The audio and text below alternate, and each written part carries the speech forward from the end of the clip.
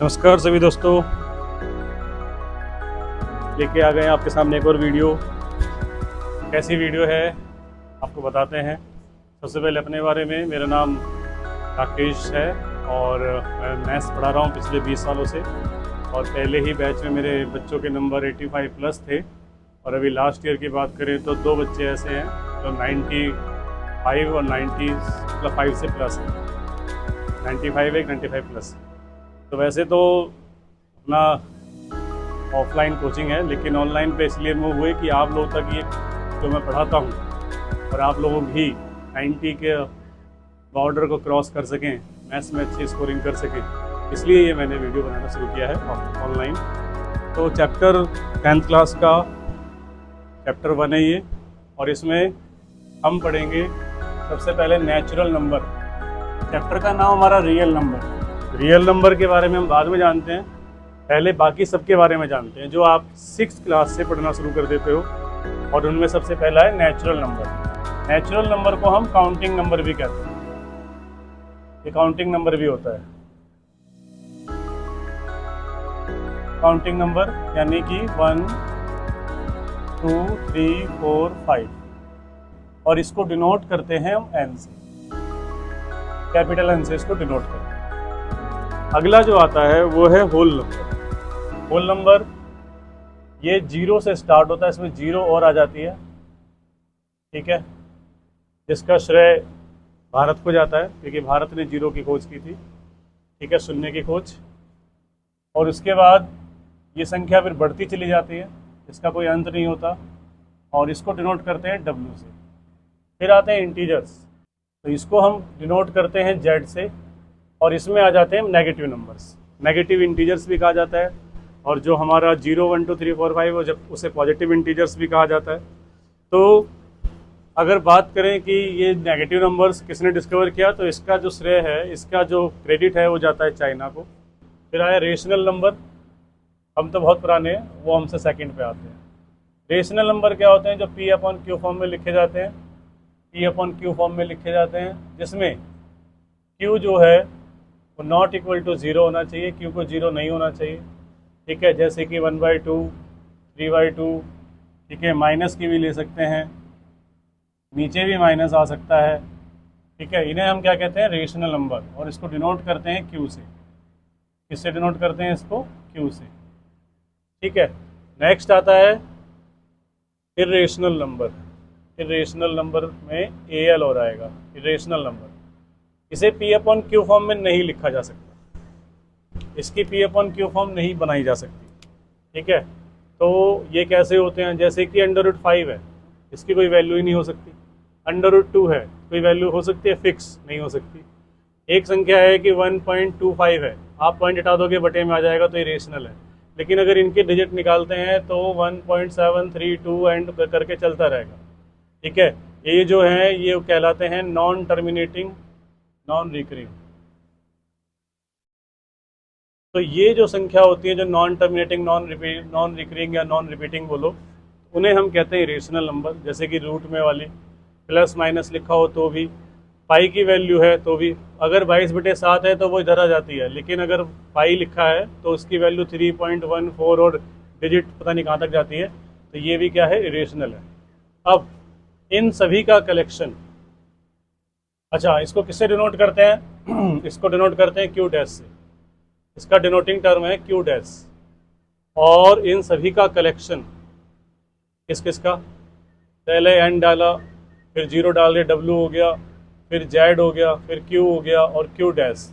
इन सबको मिला लेते हैं तो बनता है real number. The collection of all the previous, सभी नंबर्स का कलेक्शन रियल नंबर कहलाता है। अच्छा, अब यहाँ बात करेंगे इसको किससे डिनोट किया जाता है। इसको डिनोट किया जाता है R से, ठीक है। इसके अलावा अगर आपको और डीपली पढ़ना है तो एक मेरी वीडियो है, उसका मैं लिंक आई बटन में दे दूंगा। उसमें और बताया गया है कि कितने टाइप के और नंबर, जैसे भी एक टर्म आई थी नॉन टर्मिनेटिंग नॉन रिकरिंग, ठीक है। हमारे जो नंबर होते हैं उनका सबसे पहला जो डिवीजन होता है वो होता है नॉन डेसिमल और डेसिमल में। फिर डेसिमल का डिवीजन होता है टर्मिनेटिंग और नॉन टर्मिनेटिंग में। टर्मिनेटिंग का दो डिवीजन होते हैं, पहला होता है नॉन टर्मिनेटिंग रिकरिंग और दूसरा होता है नॉन टर्मिनेटिंग नॉन रिकरिंग। ये डेसिमल का चला गया। फिर जब नंबर में आते हैं, जो हमारे नॉन डेसिमल हैं वो दो टाइप के होते हैं, एक होता है रियल नंबर, एक होता है इमेजिनरी नंबर। तो ये रियल नंबर है, यानी अभी हमें और भी नंबर्स पढ़ने बाकी हैं, तो उस वीडियो को जरूर देखिएगा अगर आपको ज़्यादा डिटेल्स में जाना है। ठीक है, उसमें हमने 11th का भी थोड़ा बहुत बताया है। चलिए आगे बढ़ते हैं। Some basic number. अब यहाँ पर हमें ये भी पता होना चाहिए कि प्राइम नंबर क्या होता है। प्राइम नंबर क्या होता है? जो अपनी टेबल से कटे, which have no other common factor than itself, no other common factor than itself. ठीक है, जैसे कि 2 है प्राइम नंबर है, 3 है प्राइम नंबर है, 5 है प्राइम नंबर है, 7 है प्राइम नंबर। अगर किसी ने कहा 6 नहीं, इसका 2 और 3 फैक्टर हो सकता है, ये 6 2 से भी कटता है, 3 से भी। ठीक है, 8 9 10 11 प्राइम नंबर है, 12 13 प्राइम नंबर है, 15 16। फिर आया कंपोजिट नंबर। कंपोजिट नंबर क्या होता है? कंपोजिट नंबर होते हैं विच हैव, मतलब कम से कम एक है, ज़्यादा तो कितने भी हो सकते हैं, विच हैव एटलीस्ट वन, एक भी कॉमन फैक्टर निकला, एक भी फैक्टर निकला, तो उसे हम क्या कहते हैं कि वो है कंपोजिट नंबर, और वो अदर देन 1 होना चाहिए। Coprime, the pair of two numbers which have no common factor. Coprime, दो नंबर लिए जैसे 2 और 3, क्या उसमें कुछ कॉमन है? नहीं है। 2 और 5 कुछ कॉमन है? नहीं है। तो उनको बोलेंगे को प्राइम, एक ही टेबल में नहीं आते हैं। ठीक है, इसका एग्जाम्पल है 4 6 8 9। ठीक है, ऐसे नंबर जिनके दो या दो से ज़्यादा फैक्टर, एक फैक्टर तो है ही, एक से ज़्यादा फैक्टर भी है। ठीक है, फिर आता है हमारा फंडामेंटल थ्योरम। फंडामेंटल थ्योरम क्या कहती है? Every composite number can be expressed as a product of primes and the factorisation is unique. हर कंपोजिट नंबर को आप उसके prime factor product, prime factor के प्रोडक्ट में एक्सप्रेस कर सकते हैं, और ये जो प्राइम फैक्टर का जो कॉम्बिनेशन होता है ये यूनिक होता है, ऑर्डर से कोई फर्क नहीं पड़ता, यूनिक होता है। And the factorisation is unique apart from the order in which the prime factors occur. It is also known as unique factorisation theorem. इसको फैक्टराइजेशन थ्योरम भी कहते हैं, UFT, यूनिक फैक्टराइजेशन थ्योरम। अच्छा, यहाँ कुछ important point. One is neither prime, one ना तो prime कहलाता है ना ही कंपोजिट। वन बेचारा ना घर का है ना घाट का है, उसकी कोई वैल्यू नहीं है।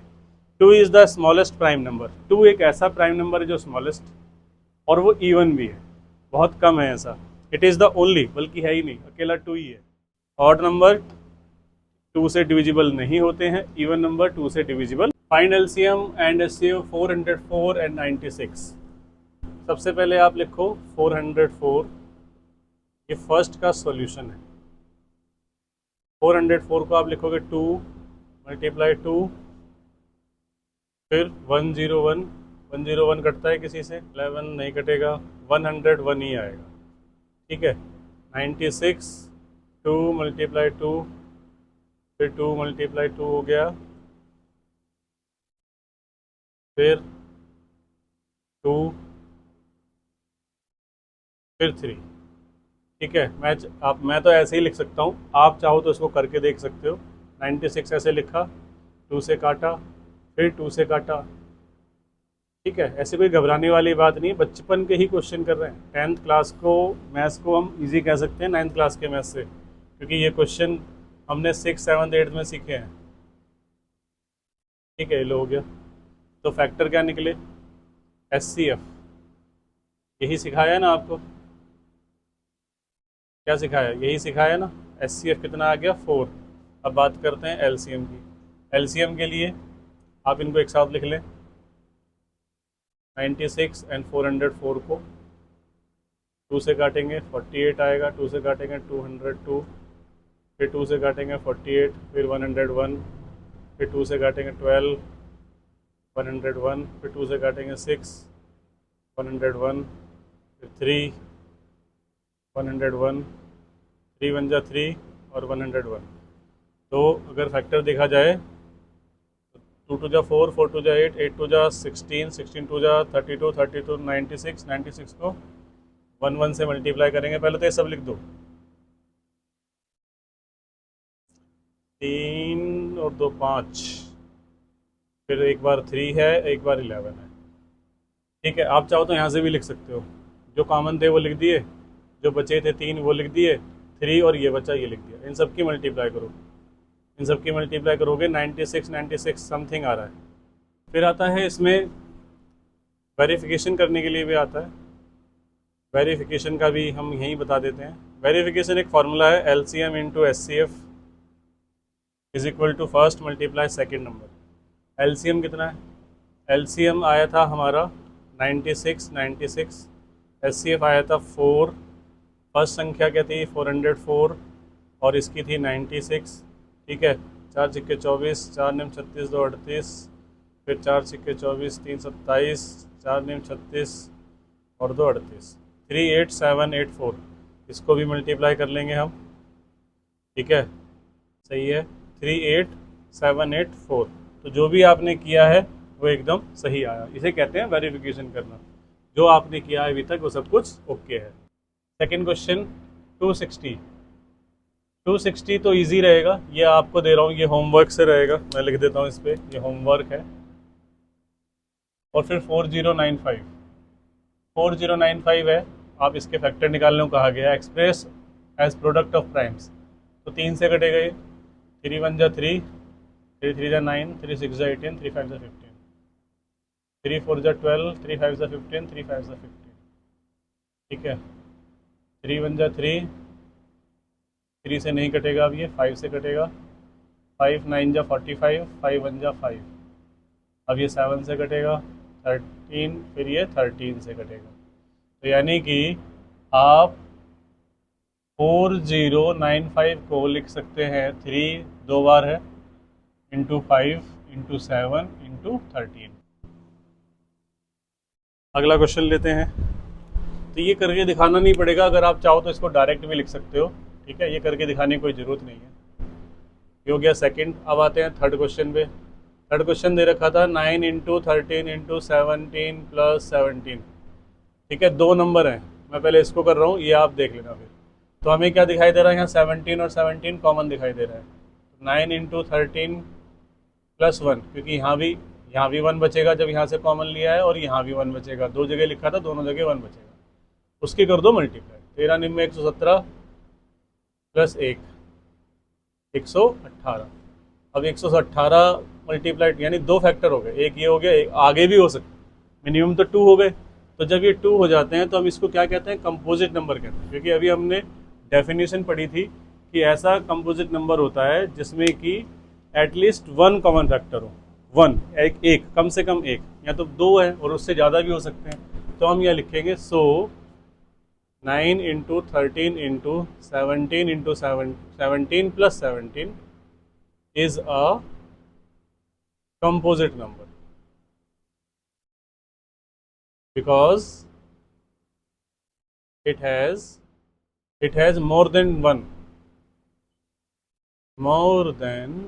one factor, क्योंकि एक से ज़्यादा फैक्टर आ रहे हैं। ठीक है, अच्छा, अब हम हैं कंसीडर 4 की power n where n is a natural number. 4 की पावर n है और n नेचुरल नंबर है, हमें बताना है कि क्या ये कभी 0 पर एंड होगा। तो इसके लिए हमें क्या करना पड़ेगा, 4 की पावर n है, पहले आप लिख लो और यहाँ लिखो 4n equal to 1, n equals to 1। तो क्या हो जाएगा, ये मिलेगा आपको 4 की पावर 1। n इक्वल टू 2, क्या मिलेगा, 4 का स्क्वायर हो जाएगा 16। ठीक है, फिर n इक्वल टू 3, क्या मिलेगा, 4 की पावर 3 64। कहीं से भी ये 0 आ रहा है, नहीं आएगा। तो हम ये लिखेंगे 4 to the power n can not end on 0 ever, कभी नहीं होगा, because it has 2 as prime factor. ठीक है, इसके पास सिर्फ 2 है, 4 के फैक्टर निकालोगे 2 ही निकलेगा। सो एंड लिखो, and not 2 and 5 as prime factor. It will never end on zero, कभी जीरो पे समाप्त नहीं होगा। ठीक है, अगला देखते हैं। क्वेश्चन नंबर 5, हमें दे रखी है 9, 9 के फैक्टर होंगे 3 इंटू 3, 117, इसके फैक्टर होंगे 3 3 जा 9, 9 और 13 और 729, 3 मल्टीप्लाई 3 मल्टीप्लाई 3 मल्टीप्लाई 3 मल्टीप्लाई 3 9 9 3 27 27 81 81 3 243, ये। तो SCF क्या आएगा इसका? इसका जो SCF होगा वो होगा 3, फिर 3, 3 इंटू 3 9, इसका SCF होगा। और LCM जब लिखेंगे तो जो कॉमन टर्म है पहले उन्हें लिख लो, फिर बाकी बची हुई सब लिख लो। 3 और ये 4 बार है 13, 3 3 9, 9 गुणा 13, 3 3 9, 9 3 27, 27 3 81, 13 निम्न 117 और 81, इसकी मल्टीप्लाई करेंगे, मल्टीप्लाई कर लेना 117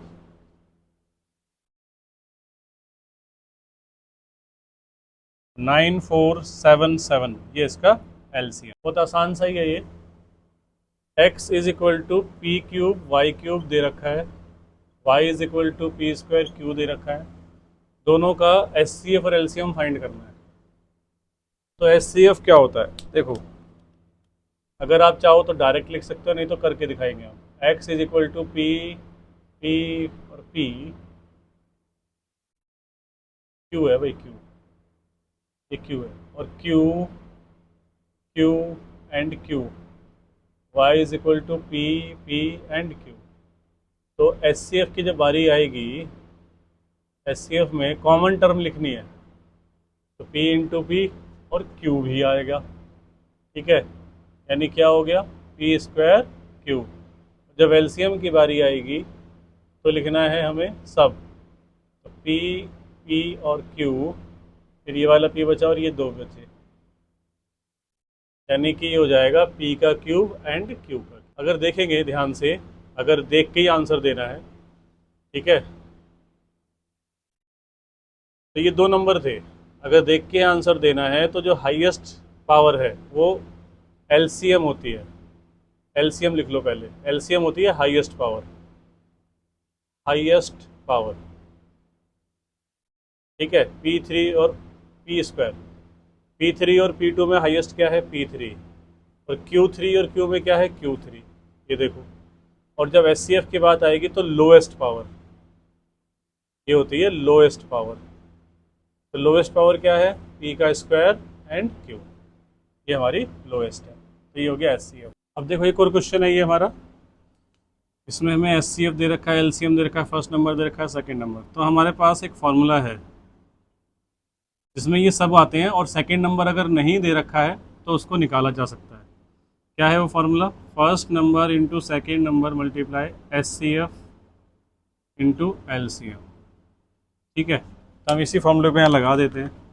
फर्स्ट नंबर है हमारा 54, सेकेंड नहीं पता हमें, SCF हमें पता है 27, ये है 162, second number is equal to 27 into 162 upon में 54, इसको इससे 3 टाइम्स डिवाइड करेंगे, 27 को 3 से मल्टीप्लाई करेंगे 81, यह आपका आ गया सेकेंड नंबर। ठीक है, इस तरीके से निकाल सकते हैं। एक ऐसा क्वेश्चन और भी आ जाता है, वो भी बता देते हैं, जिसमें कि SCF दे रखा होता है 306,657 इज इक्वल टू 9, और LCM पूछ रहे होते हैं ऐसे ही लिख करके। ठीक है, तो कैसे होगा, ये भी ऐसे ही होगा। आपको 2 संख्या दे रखी हैं, first number into second number, और SCF मल्टीप्लाई LCM। ठीक है, फर्स्ट नंबर 306, 657, SCF 9 और LCM हमें नहीं पता है। ठीक है, इसको इधर भेज देंगे। 9 इधर आ जाएगा, 9 से काट दो कुछ भी, 9 सत्ते 63 और 9 तियाँ 27, इसको इससे मल्टीप्लाई कर लो। जब मल्टीप्लाई करोगे तो ये आंसर आएगा 22, 33 और 8।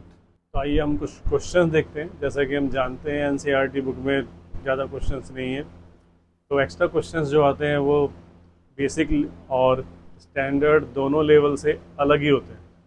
एक्स्ट्रा क्वेश्चंस यानी कि बुक से बाहर के क्वेश्चन होते हैं, जैसे मैंने कुछ लिखे हैं। पहला क्वेश्चन है कि फाइंड द एचसीएफ, जिसमें कि आपको नंबर दे रखा है।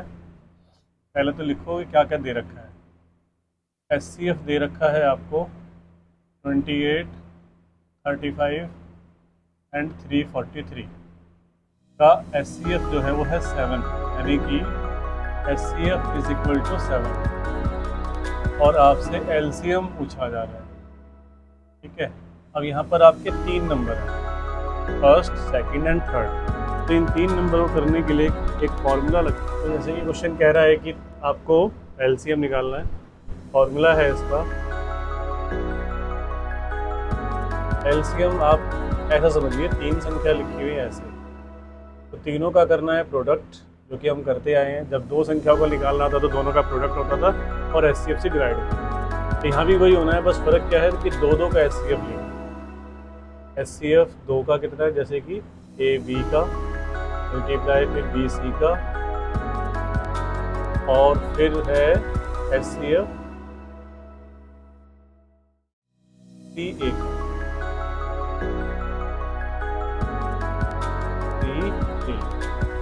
साथ में ए बी सी तो हमने लिख ही रखा है, इसकी मल्टीप्लाई और साथ में तीनों का एचसीएफ।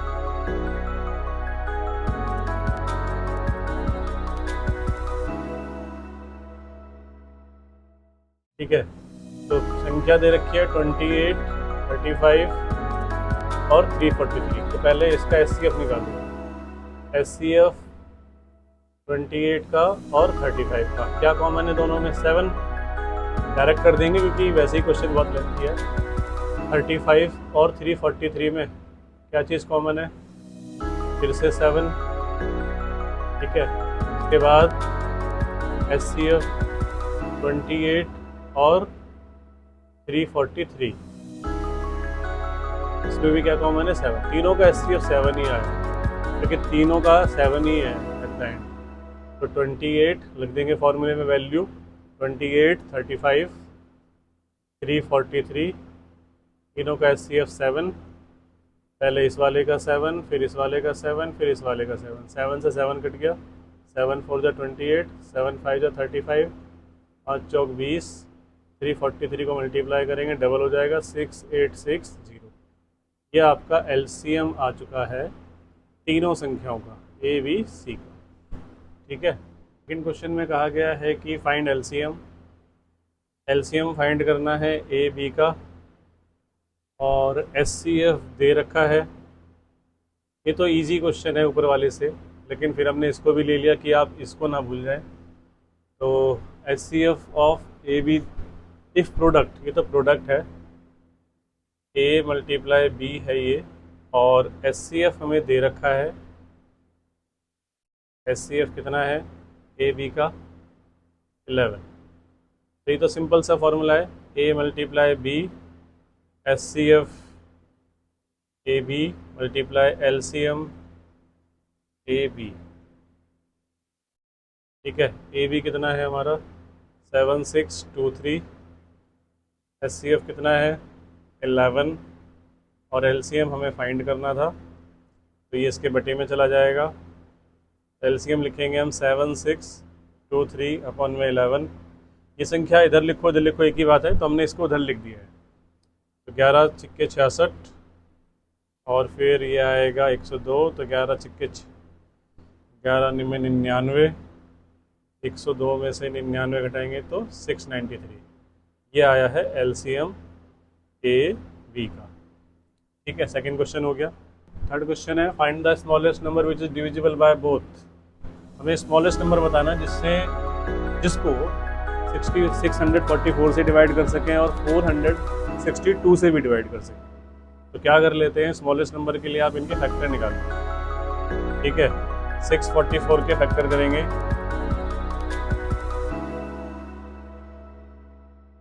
ये लिख देता हूँ। 644 के फैक्टर 2 से डिवाइड कर, 2 3 जा 6, 2 2 जा 4, 2 1 जा 2, 2 6 जा 12, 2 1 जा 2, फिर उसके बाद में 7 से कटेगा ये 7, 2 जा 14 एंड 7 3 जा 21, और फिर ये 21 23, ठीक है। ऐसे ही दूसरे वाला 462, पहले 2 से करा, फिर 3 से करा, फिर 7 से करा, फिर 11 से करा, ठीक है। अब आप क्या करेंगे, इनको लिख लेंगे।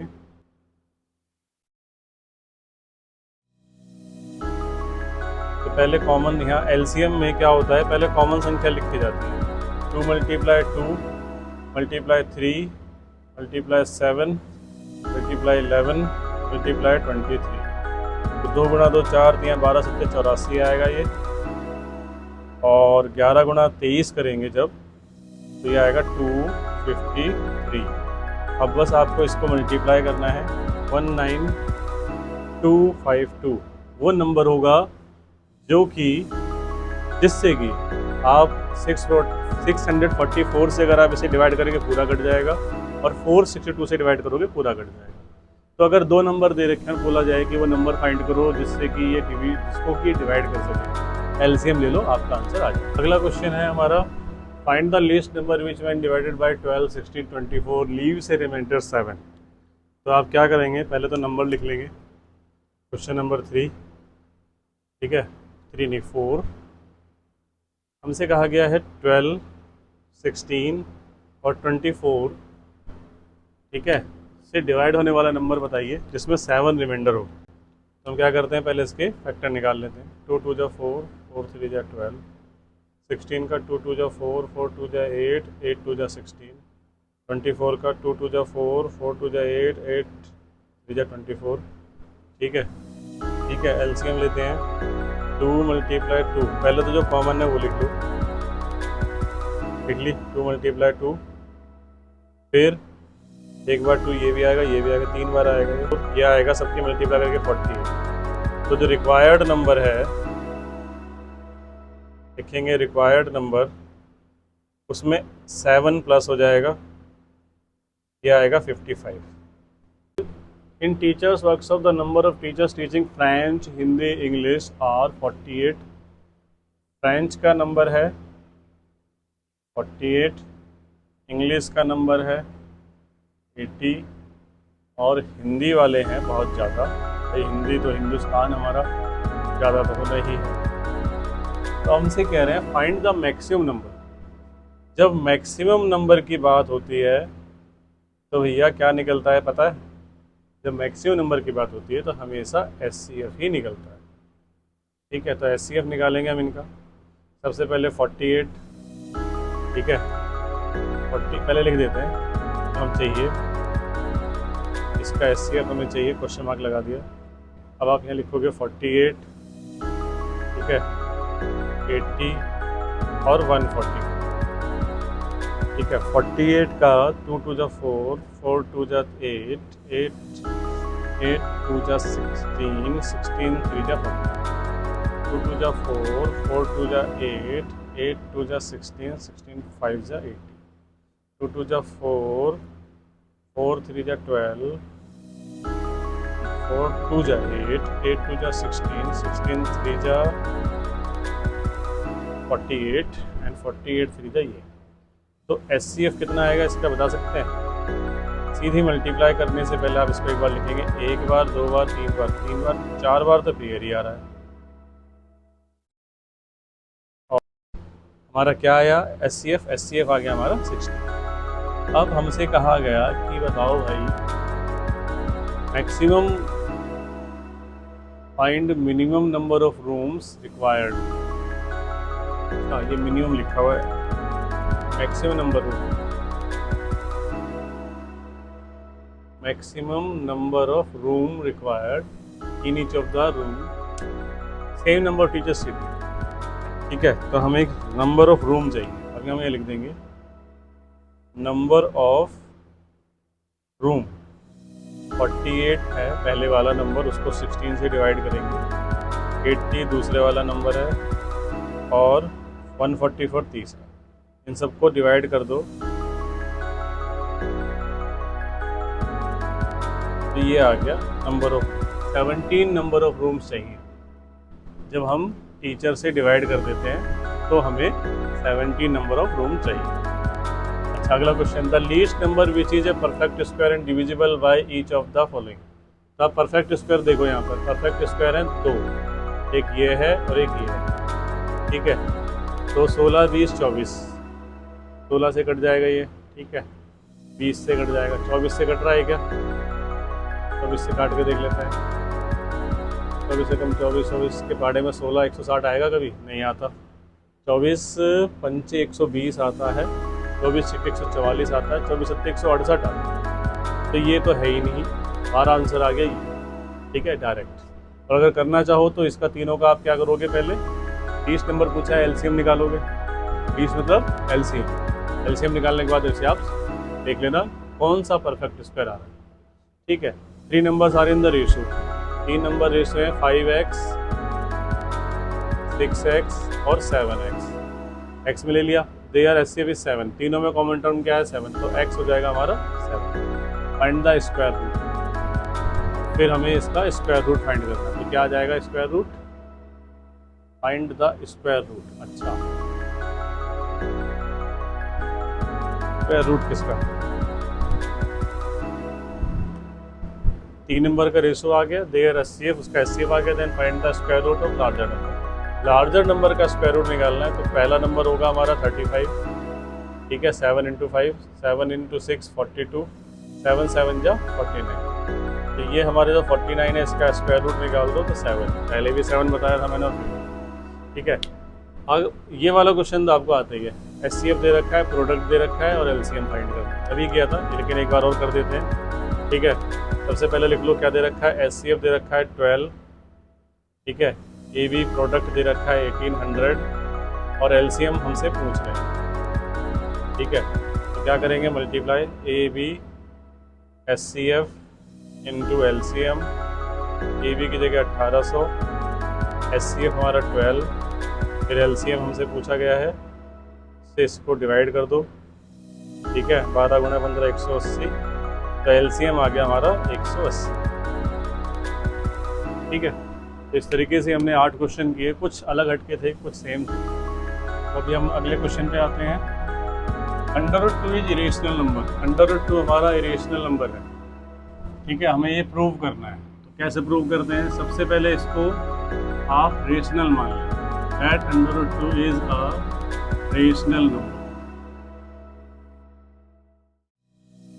आप इसे रेशनल मानेंगे तो √2 हो जाएगा हमारा a/b, where a b is not equal to 0, a and b are coprime. और ये को-प्राइम, को-प्राइम मतलब इनमें से एक भी चीज़ में a b में कुछ भी कॉमन नहीं। अब इसके बटे में एक क्रॉस मल्टीप्लाई किया, SBS किया, SBS कर दिया, क्या आया 2b² a²। फर्स्ट 2 से अगर इधर ले जाएंगे तो a² के डिवाइड में जाएगा, तो a² is divisible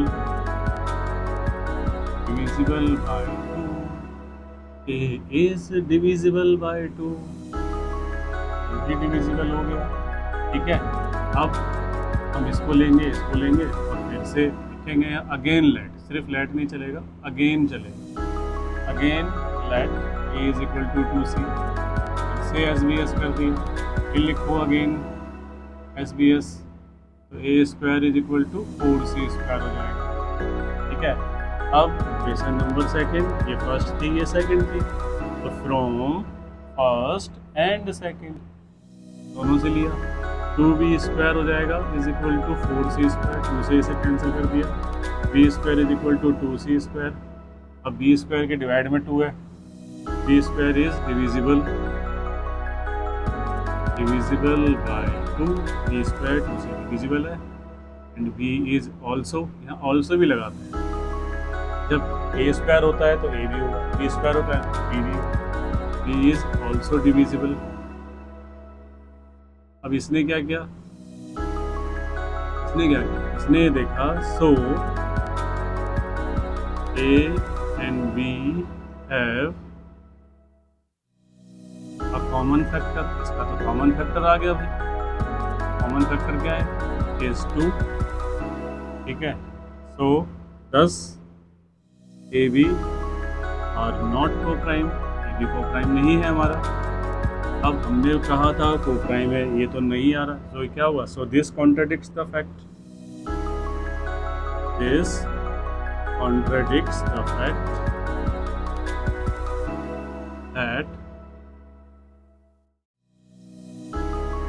that under root 2 is a rational number. अब ये रेशनल नंबर तो नहीं हो सकता।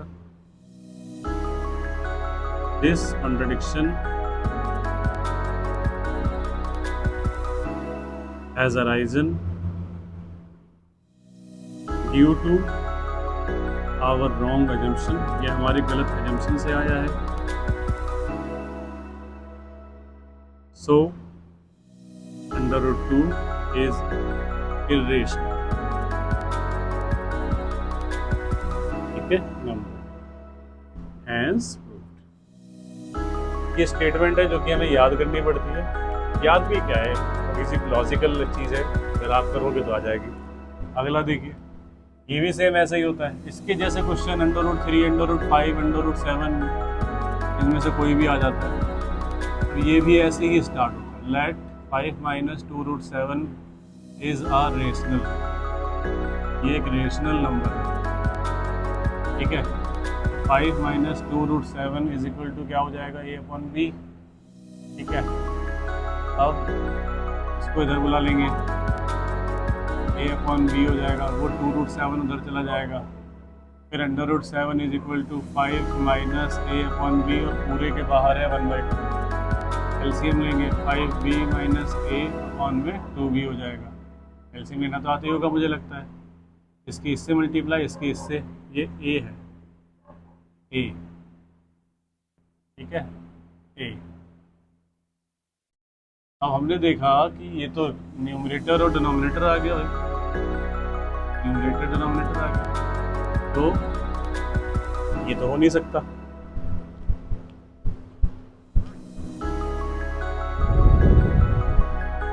ये चीज़ लिखना इसमें ज़रूरी है, क्या जो हमने वहाँ लिखा था, ए बी आर इंटीजर्स। ठीक है, और ए बी आर को prime.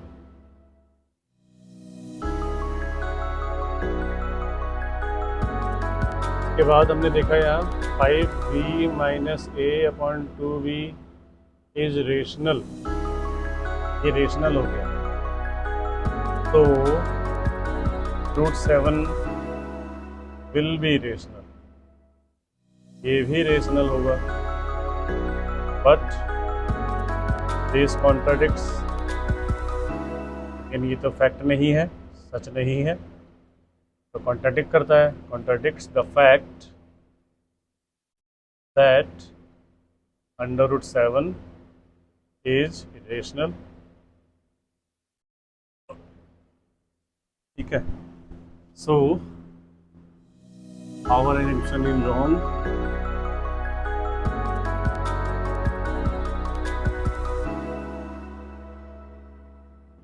and under root 7 5 minus 2 root 7 is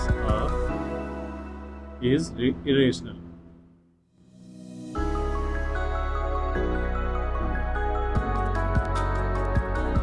ठीक है, ऐसे ही ये क्वेश्चन भी आ जाता है। तो ये क्वेश्चन है हमारा, इसको क्या करेंगे, तो भी वही let under root 2 plus under root 3 is rational.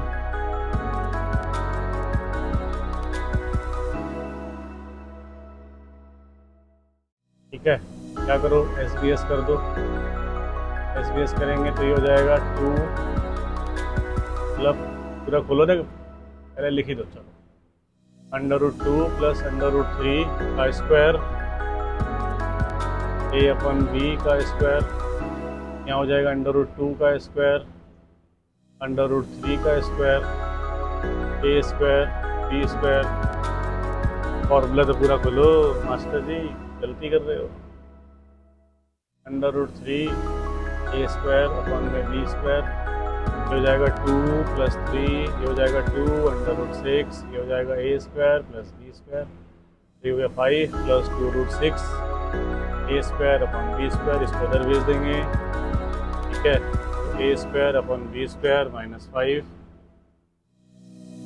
और फिर एलसीएम ले लो, a square -5b square upon b square, √6 2b upon में आ जाएगा। अब ये क्या हुआ, सेम ऐसे ही होगा, स्टेटमेंट भी यही रहेगी, सेम यही चलेगा, ठीक है।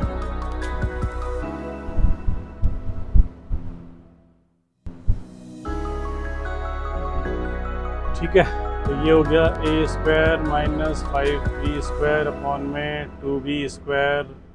ये एक रेशनल नंबर है, इज रेशनल नंबर बट नहीं सो √6 का क्या मतलब हुआ, जिसमें प्रोडक्ट है √2 और √3, ठीक है। इज रेशनल, ये भी रेशनल होगा, बट दिस कॉन्ट्राडिक्ट्स, ये कॉन्ट्राडिक्ट्स करते हैं फैक्ट को, फैक्ट। सो √6 यानी √2 मल्टीप्लाई √3 इज इरेशनल।